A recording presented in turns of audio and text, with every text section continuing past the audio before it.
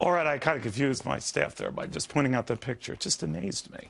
But anyway, our White House guy invariably gets right to the point and really asks, all right, how can you dismiss the magnitude of what happened today? Because we had a back and forth today at the White House where they're saying it was not a hydrogen bomb. It was not a hydrogen bomb. It was maybe something like an atomic bomb. They didn't say that, but it wasn't a hydrogen bomb. Presumably hydrogen bombs are bigger deals than atomic bombs, which they say this wasn't either. But it was big enough to score about 5.3 on the Richter scale, which got seismic attention all over the world. Lieutenant Colonel Tony Shaffer on that, and then the administration's view, which is kind of weird too, Colonel, and you'd feel this way whether you're on the right or the left, to minimize or say the guy behind this is isolated. Well, he might be isolated, but he has some pretty powerful toys. Well, I'm sorry, Neil. I'm trying to figure out if Ernest was talking about President Obama being the isolated one or the leader of Korea. I wasn't clear in the dialogue there. So with that said, yes, look, I've talked to several experts about this, and they're telling me that this could well have been a hydrogen bomb that did not explode to the full magnitude of its design. That tells me then, okay, it wasn't really a quote-unquote hydrogen bomb, but the precursor weapon. What do you think it was? I mean, obviously something that registers that much, and we were trying to get into this on Fox Business Network, which if you don't get, you should demand, but I digress. That it was certainly significant, and it was not just sort of like, you know, some light development. Let me get into the physics just for a second. A hydrogen bomb is an implosion.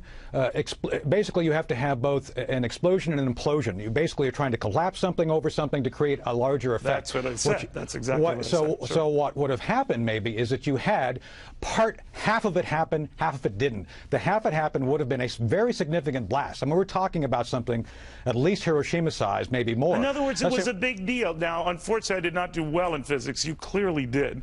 But I'm wondering, you can't minimize something like that. No. And I got the feeling it was being sort of sloughed off. Don't worry about this guy. He's a kook. He's isolated. But he's a kook that's doing some pretty scary stuff. Well, the last blast, was plutonium. It was a fizzle, but the fizzle, even a fizzle, was half the size of a Hiroshima blast, 7 kilotons. That's still pretty darn big. That'll take down half a city.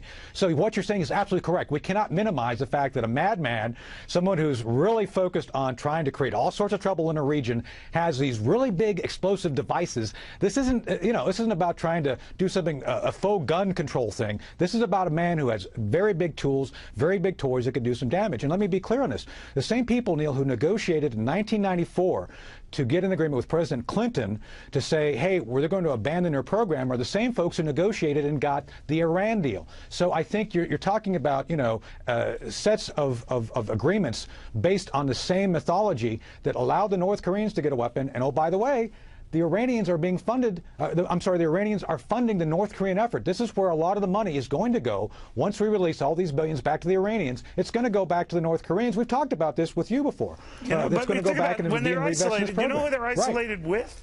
It's like a rogues gallery. They're isolated with Iran. They're isolated with Russia. They're isolated with the most nefarious elements on the planet, That's correct. And so they don't need the West, Neil, because they've got all the rogues on their side, and they're working amongst themselves like a bunch of rats on a ship. So. All right. Colonel, you're the best. I appreciate it. Hey, and thank you for the quick physics lesson. You could tell who did well in physics. He did. Meanwhile, this was the seat of North Korea.